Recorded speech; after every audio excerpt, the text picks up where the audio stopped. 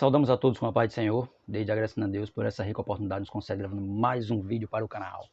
Você que está chegando agora, né? Muito obrigado. Vocês que se inscreveram recentemente, muito obrigado. Meu nome é José Carlos, você está no canal José Maciel Carlos. Você pode até se perguntar, por que José Maciel Carlos? É porque tem muitos José Carlos no YouTube. Aí para diferenciar, botei José Maciel Carlos, mas meu nome é José Carlos. Você que está chegando agora está no canal de estudo bíblico, né? Da Escola Bíblica Dominical e da Palavra de Deus. Amém? Hoje nosso estudo vai ser sobre a lição da Escola Bíblica Dominical, lição 6. Lição 6, o ministério de apóstolo, né? Nesse segundo trimestre de 2021 estamos estudando, né, essa lição, dons espirituais e ministeriais, servindo a Deus e aos homens com poder extraordinário, a nossa lição 6, que traz nossa leitura bíblica em classe, Efésios capítulo 4, versículo 7 ao 16. Nossa lição, ela tem por objetivo geral mostrar a importância do ministério apostólico no Novo Testamento. E os nossos objetivos específicos, investigar biblicamente o colégio apostólico, seu primeiro ponto. O segundo, retratar o ministério apostólico de Paulo. E o terceiro, avaliar a apostolicidade atual, né? A lição dividida em 3 pontos. Primeiro, o colégio apostólico, com seu primeiro subponto, o termo apóstolo. O seu segundo subponto, o colégio apostólico. O terceiro subponto, a secularidade, a singularidade dos 12. Seu segundo ponto, o apóstolo Paulo. Paulo e sua conversão no primeiro subponto. No segundo, um homem preparado para servir. No terceiro, o menor dos apóstolos. Terceiro ponto, a apostolicidade atual. Efésios capítulo 4, verso 11. No seu primeiro subponto, ainda apóstolos? Uma pergunta. No segundo subponto, apóstolos fora dos 12. E o terceiro subponto, o ministério apostólico e a conclusão da nossa lição. Mais uma vez agradecendo a você que se inscreveu recentemente no canal. Continue fazendo isso. Aqui do lado você vai ver aí, né? Do lado aí você vai ver inscrever. Se você que não é inscrito, se inscreva para nos ajudar. Comente, curta, deixa a sua curtida, que é muito importante para o fortalecimento do canal. O YouTube vai entender que esse vídeo é importante e vai indicar esse vídeo para outras pessoas. Então, eu conto com a sua ajuda para nos ajudar, para que o canal possa crescer cada vez mais. Amém? Nossa leitura bíblica em classe, Efésios capítulo 4, versículo 7 a 16, que vai dizer assim: mas a graça foi dada a cada um de nós segundo a medida do dom de Cristo. Pelo que diz, subindo ao céu, levou cativo o cativeiro, e deu dons aos homens. Ora, isto, ele subiu, que é, senão, que também antes tinha descido às partes mais baixas da terra. Aquele que desceu é também o mesmo que subiu acima de todos os céus para cumprir todas as coisas. E ele mesmo deu uns para apóstolos, e outros para profetas, e outros para evangelistas, e outros para pastores e doutores, querendo o aperfeiçoamento dos santos para a boa obra do ministério, para a edificação do corpo de Cristo, até que todos cheguemos à unidade da fé e ao conhecimento do Filho de Deus, a varão perfeito, à medida da estatura completa de Cristo, para que não sejamos mais meninos inconstantes, levados em roda por todo o vento de doutrina, pelo engano dos homens que com astúcia enganam fraudulosamente. Antes, seguindo a verdade em amor, cresçamos em tudo naquele que é a cabeça, Cristo Jesus, do qual todo o corpo bem ajustado e ligado pelo auxílio de todas as juntas, segundo a justiça da operação de cada parte, faz o aumento do corpo para sua edificação em amor. Nosso texto áureo, texto de ouro. E ele mesmo deu uns para apóstolos, e outros para profetas, e outros para evangelistas, e outros para pastores e doutores. Efésios capítulo 4, verso 11. Nossa verdade prática vai dizer: o dom do apostolado foi concedido por Deus à igreja com o propósito de expandir o evangelho de Cristo. Tá vendo? O dom do apostolado foi concedido por Deus com o propósito de expandir o evangelho de Cristo. Amém? Mais uma vez agradecendo a você, né, que está aí nos ajudando. Você que escreveu recentemente, curta, comente, deixe seu comentário, que é muito importante para nós sabermos onde nós devemos melhorar o canal, né? Sabendo que o canal é de estudo bíblico, né? Não é um canal de pregação, não é um canal de mostrar muita coisa ainda da igreja, que nós não temos tanto recurso ainda, mas nós estamos aí nos aperfeiçoando para sempre fazer o melhor, para que você tenha passar para você que está aí do outro lado o melhor, viu? E esse é um canal para isso, estudo da palavra de Deus, amém? Como eu já disse, meu nome é José Carlos, e no meu canal está aí José Maciel Carlos, que é para diferenciar de outros canais, amém? A nossa introdução ela vai dizer assim: a partir desta lição trataremos dos dons ministeriais, que são habilidades vindas da parte de Jesus ao crente para o aperfeiçoamento dos santos. Veja, vindas da parte de Jesus ao crente para o aperfeiçoamento dos santos, para o aperfeiçoamento dos crentes que aceitaram Jesus Cristo. Para a edificação da igreja, Efésios 4, 11, verso 11 e 12. Para a palavra ministério vem da palavra grega diaconia, que quer dizer servir. Quem exerce o ministério é o ministro. E a palavra ministro vem do latim ministro, no final com U, que significa servo.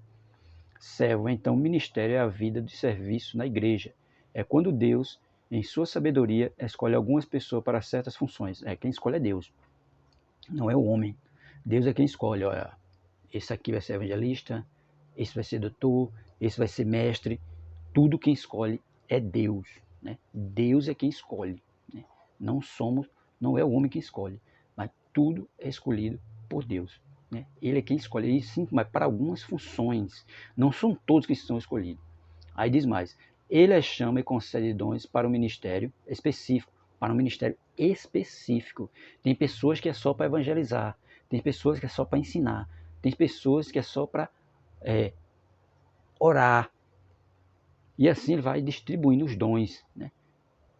Pastor, tem um que vai ser pastor, outro vai ser só evangelista, outro vai ser só doutor, outro vai ser mestre. Tudo isso são dons específicos que Deus chama as pessoas, os crentes, né? E distribui esses dons a cada um especificamente para um serviço específico que vai ser útil para expandir o evangelho. Esse dom é uma graça, capacitação que alguém recebe para desempenhar determinada função no corpo de Cristo. Tá vendo? O crente recebe, não para ele, mas para ele desempenhar funções na igreja, funções no corpo de Cristo. É um dom que Deus dá, né? Concede à pessoa, mesmo a pessoa sem merecer nada, mas ele concede um dom específico para que ele possa servir melhor a igreja de Cristo. É importante que se faça distinção entre os dons ministeriais e os títulos ministeriais, ou os cargos eclesiásticos. Nos nossos dias, muitos têm confundido estes dois aspectos, que são completamente diferentes. O dom ministerial é uma concessão de Cristo, que vem diretamente do Senhor para o crente. Dom este que é percebido pelo crente através da comunhão que tem com Deus e pela presença do Espírito Santo na sua vida, e que é independente de qualquer reconhecimento humano, mesmo da igreja local. Independente da igreja local reconhecer aquele dom nele, é uma capacitação que Deus dá específica a uma pessoa. Quando ele está em comunhão com Cristo, Cristo vai mostrando a ele aonde ele vai ser utilizado para a obra de Cristo. Por isso que muitas vezes a pessoa está ali, Jesus está em contato com ele e mostra que ele vai ser utilizado um professor de escola dominical, um dirigente, a outra ele mostra que ele vai ser um evangelista, que ele vai ser um presbítero, um pastor. Por quê? Porque ele tem comunhão com Cristo e Cristo vai mostrando a ele aonde ele vai ser utilizado na obra de Cristo. É assim que Deus faz. Mesmo sem a igreja local reconhecer ele como um ministro do evangelho, mas Deus já tem capacitado ele para isso. E lá na frente, né, com a forma que ele vai trabalhando na igreja, ele vai ser reconhecido como um presbítero, um evangelista, um pastor, porque foi um dom que Deus deu a ele. Continuando, ele vai dizer: os títulos ministeriais e os cargos eclesiásticos são posições sociais criadas dentro das igrejas locais. Posições estas que, em sua nomenclatura, muitas vezes são baseadas na relação de Efésios 4 e 11. Como indicar, Efésios 4 e 11, que vai dizer aí, né? E ele mesmo deu uns para apóstolos, outros para profetas, outros para evangelistas e outros para pastores e doutores. Tá vendo? Como indicar que o seu componente tem o referido dom ministerial, mas que nem sempre corresponde a este dom. Como a igreja local geralmente é também uma organização humana, acaba sendo criados títulos e posições com o propósito de esclarecer a hierarquia administrativa, a própria estrutura do governo da organização eclesiástica, dados que se apenas refletem com necessária ordem que deve existir em todo grupo social. Nada tem a ver com o princípio, com os dons ministeriais. Claro, porque o dom ministerial é um dom que Deus dá à pessoa, né? E os cargos eclesiásticos não tem nada a ver com isso. Não, ele tem um cargo na igreja, mas o dom que ele tem de exercer aquela função foi Deus que deu. De acordo com as epístolas aos Efésios e aos Coríntios, são 5 os dons ministeriais concedidos por Deus à igreja, a saber, apóstolos, profetas, evangelistas, pastores e mestres. Efésios capítulo 4, verso 11, 1 Coríntios 12, do versículo 27 ao 29. Veremos o quanto esses ministérios são necessários à vida da igreja local para cumprir a missão ordenada pelo Senhor ante o mundo e simultaneamente crescer na graça e no conhecimento do nosso Senhor e Salvador Jesus Cristo. 2 Pedro 3, versículo 18. Nesta lição trataremos do dom de apóstolo, né? O dom de apóstolo. Primeiro subponto, né? Primeiro ponto é o colégio apostólico. O colégio apostólico. Primeiro subponto do primeiro ponto. Aí vai dizer no primeiro subponto, o termo apóstolo.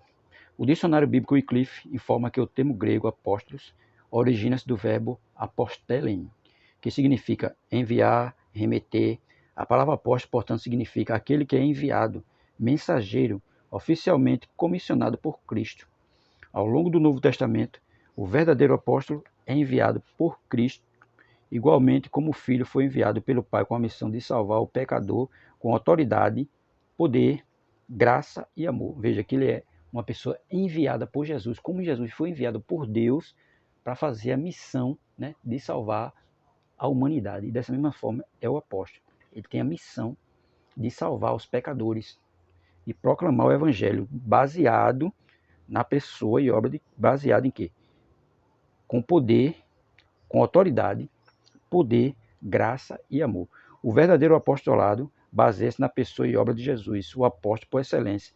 Hebreus capítulo 3, verso 1.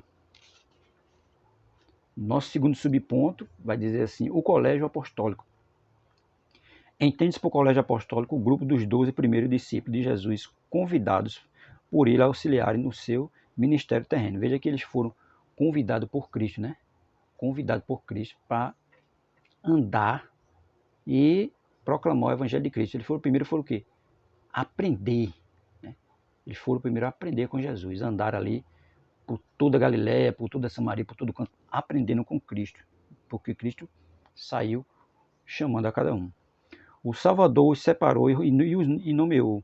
Os primeiros escolhidos não eram homens perfeitos, mas foram vocacionados a levar a mensagem do evangelho a todo mundo, verdadeiramente. Eles não eram homens perfeitos, porque Jesus ele não veio buscar os sábios e entendidos.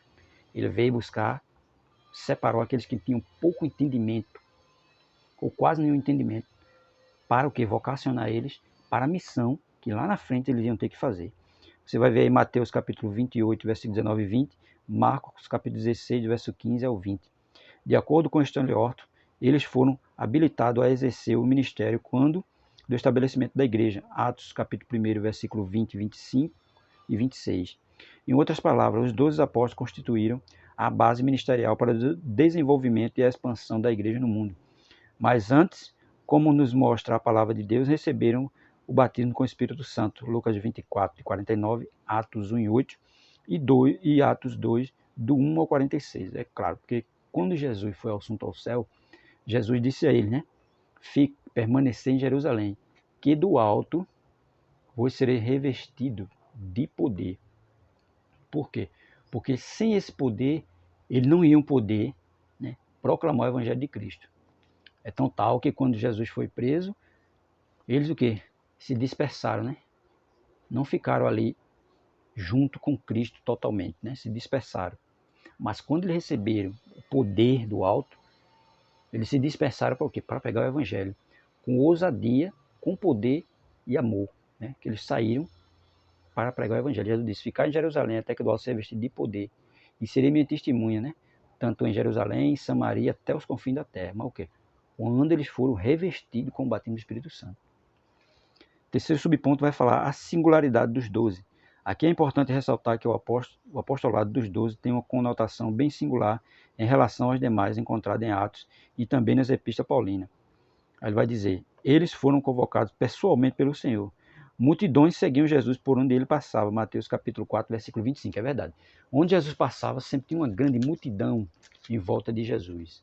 Mas, mesmo com toda aquela multidão, nem todos foram escolhidos para andar com Cristo. Mateus capítulo 4 e o versículo 25 vai nos dizer assim, e seguiam uma grande multidão da Galiléia, de Decápolis, de Jerusalém, da Judéia e da além do Jordão. Veja que era uma grande multidão que andava com Cristo. Mas a multidão toda não foi escolhida para ser discípulo, nem para ser apóstolo, né? Ele deixa bem claro aí. Nem todos. Mas, né, ele vai dizer aqui, Mateus capítulo... Aí vai dizer aí, em outras palavras, os 12 apóstolos, ele vai dizer, em relação aos demais, aí vai dizer, Mateus capítulo 4, versículo 25, que uma grande multidão seguia Cristo. E muitos se tornavam seguidores do Mestre. Né? Muitos se tornavam seguidores, não se tornaram apóstolos, né? E nem ministros, e nem doutores, né? E nem evangelistas, não. Tinha muita gente, mas ele só escolheu 12. Mas para iniciar o trabalho da grande comissão, apenas 12 foram convocados pessoalmente por ele. Tá vendo? Apenas 12. A multidão estava em volta de Cristo, mas a multidão toda não foi escolhida, né, para andarem com ele. Eles os seguiam. Mas os que foram escolhidos, que foram convocados para participar para iniciar a grande comissão no trabalho da evangelização foi o quê? Os 12. Mateus capítulo 10, versículo 1 e Lucas 6 e 13. Ele vai dizer mais, andaram com Jesus durante todo o seu ministério, desde o batismo do Senhor até a crucificação. Os 12 andaram com o Mestre, aprenderam e conviveram com ele. Marcos capítulo 6, verso 7, Evangelho de João capítulo 6, verso 66 ao 71 e Atos capítulo 1, versículo 21 ao 23. Veja que eles andavam diretamente com Cristo.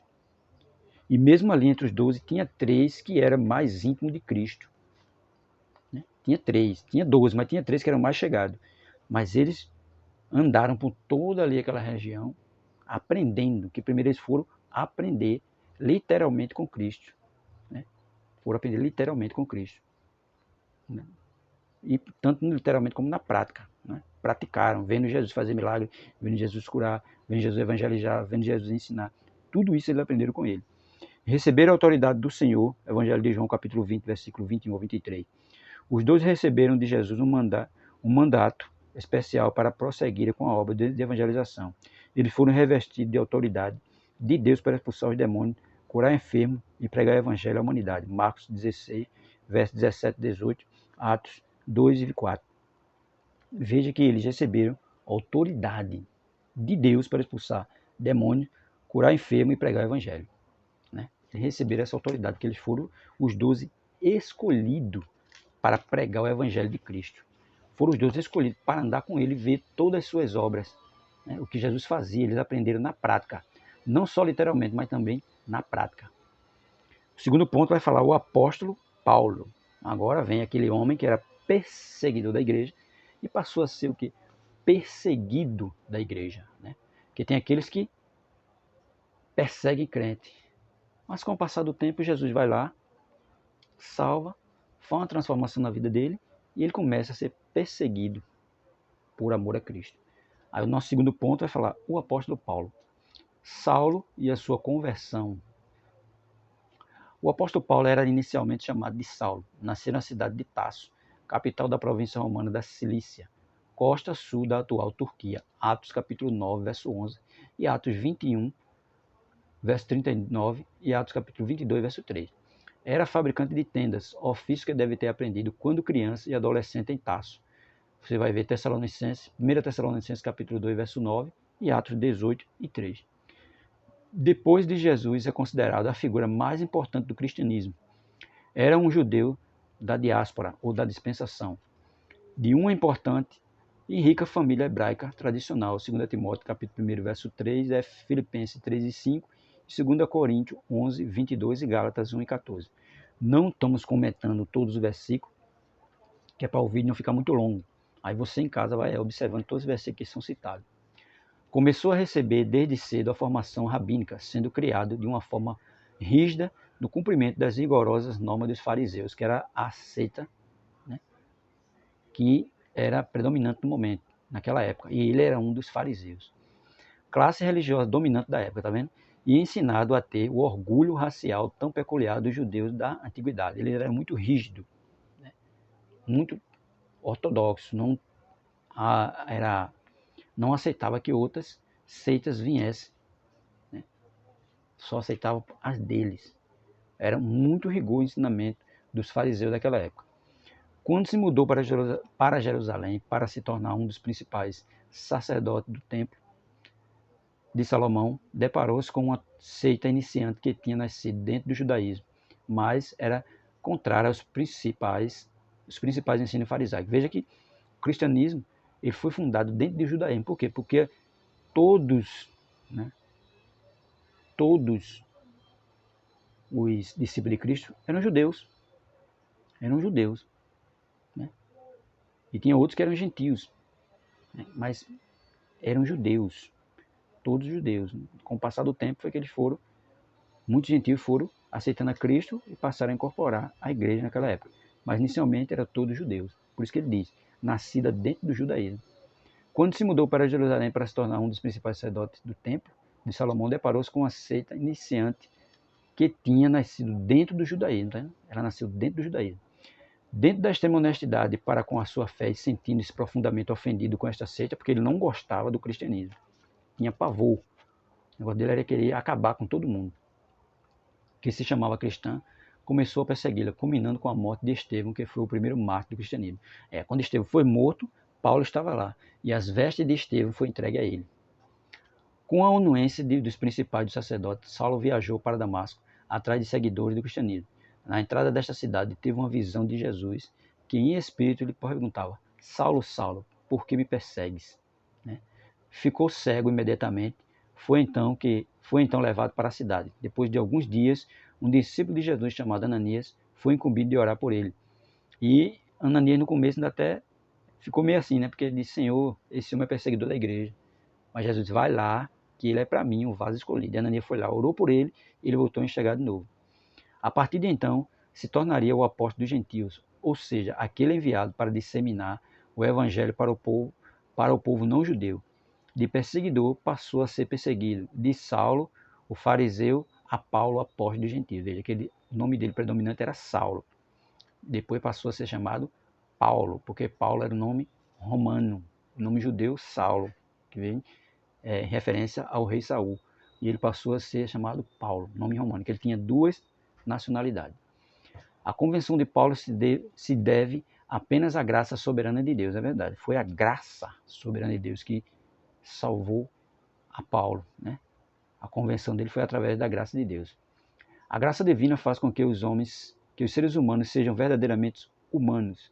É o pecado que encarcera, mas a graça liberta.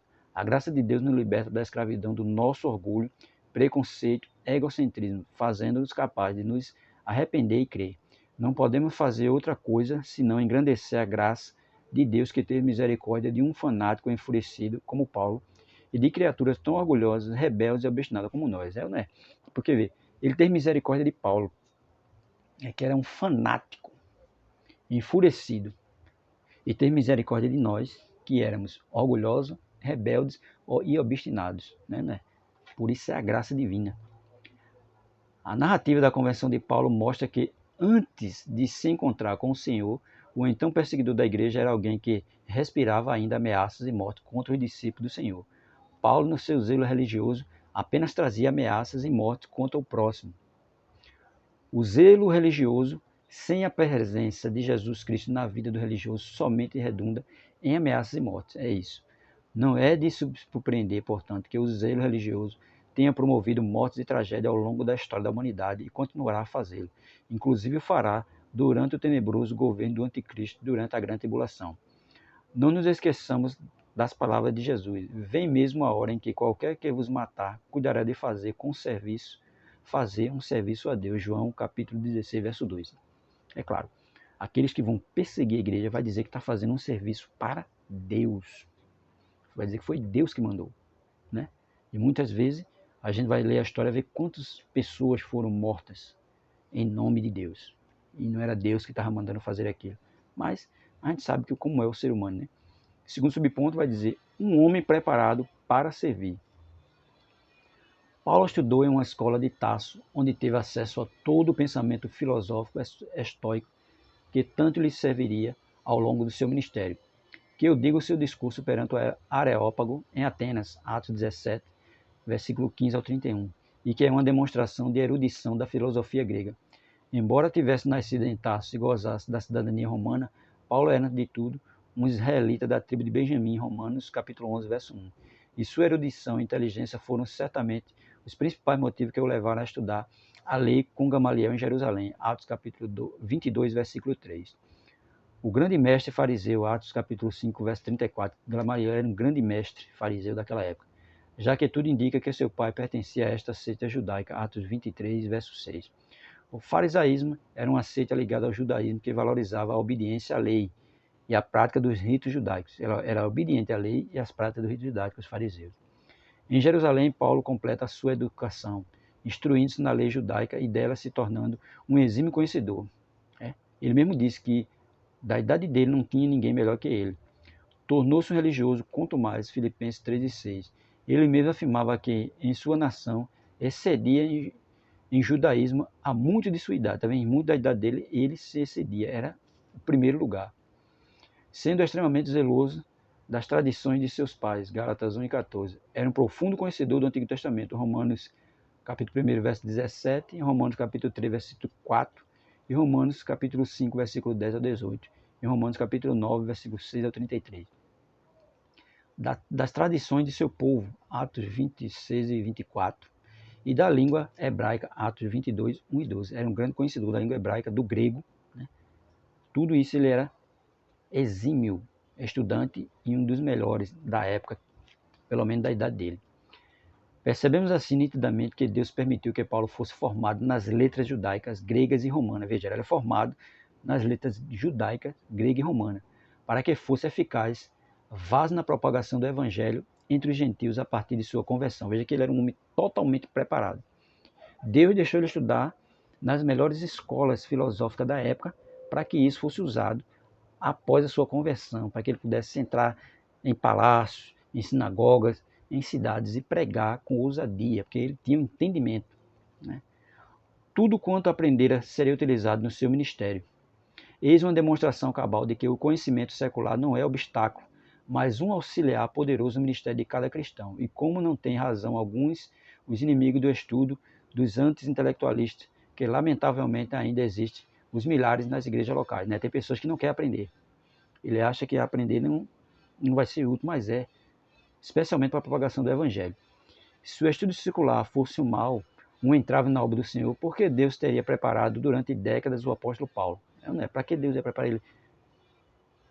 Antes de converter, já foi logo preparando ele, para depois utilizar todo esse preparo dele na obra do Senhor. Graças aos seus estudos seculares da palavra de Deus, ele era um homem preparado para servir. Aí vai dizer mais, graças ao seu vasto conhecimento das Escrituras Sagradas, sem falar da inspiração do Espírito Santo e dos dons espirituais a ele concedido, ele escreveu pelo menos 13 livros do Novo Testamento, de Romanos a Filemão. Através de suas cartas e epístolas, Paulo transmitiu à comunidade cristã, ao longo da história do cristianismo, uma fé fervorosa em Jesus Cristo, na sua morte e ressurreição. Fez 4 grandes viagens missionárias, sendo que a última foi a Roma como prisioneiro para ser julgado, e nunca mais retornou para a Judéia.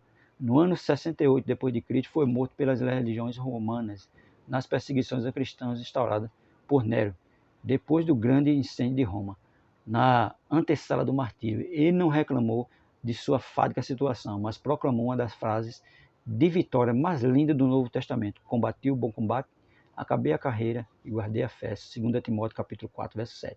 Mesmo Paulo passando por aquele processo de martírio, você não vai ver ele reclamando, você não vai ver ele falando mal de alguém, você não vai ver ele preocupado com a morte, não. Ele se preocupou só em fazer, ele só preocupou só em cumprir a sua missão, de propagar o evangelho de Cristo. No terceiro subponto do segundo ponto, o apóstolo Paulo ele vai dizer o menor dos apóstolos, que eles consideravam o menor dos apóstolos. Aí vai dizer assim para nós: Paulo não pertenceu ao grupo dos 12 apóstolos, ele não andou com Cristo, mas ele teve encontro com Cristo pessoal. Ele próprio, humildemente, ao escrever à igreja de Corinto, disse que se considerava o menor dos apóstolos, e até não era digno de ser chamado apóstolo, uma vez que havia perseguido a igreja de Deus, e até mesmo considerava-se um abortivo, como que nascido fora de tempo, o menor de todos, 1 Coríntios capítulo 15, versículo 8 e 9. Todavia, mesmo considerando-se o menor dos apóstolos, Paulo revelou-se um grande servo de Deus. Ele foi, indubitavelmente, o maior evangelista, o maior teólogo, o maior missionário e o maior plantador de igreja de toda a história do cristianismo. Nenhum homem exerceu tanta influência sobre a nossa civilização, nenhum escritor foi tão conhecido e teve suas obras tão divulgadas e comentadas quanto a ele.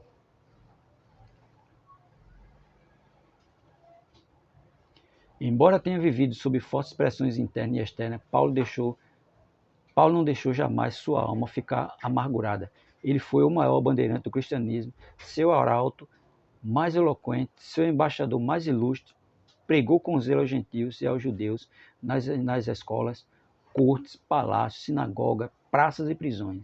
Com a mesma motivação pregou quando tinha fartura e também quando passava por privações, 2 Coríntios capítulo 6, verso 4 e 2 Coríntios 11, 9. Ele enriqueceu muitos sem nada possuir, embora tenha experimentado fome e frio, suportando cadeias, tribulações, passados os últimos dias numa masmorra e enfrentando o martírio por ordem de um imperador insano e déspota. Sua vida ainda inspira milhões de pessoas em todo o mundo. Sua última doxologia, mesmo diante do pátibulo, diante do martírio, e já sendo oferecido por aspersão de sacrifício, foi: combati o bom combate, acabei a carreira, guardei a fé. Desde agora, a coroa da justiça me está guardada, a qual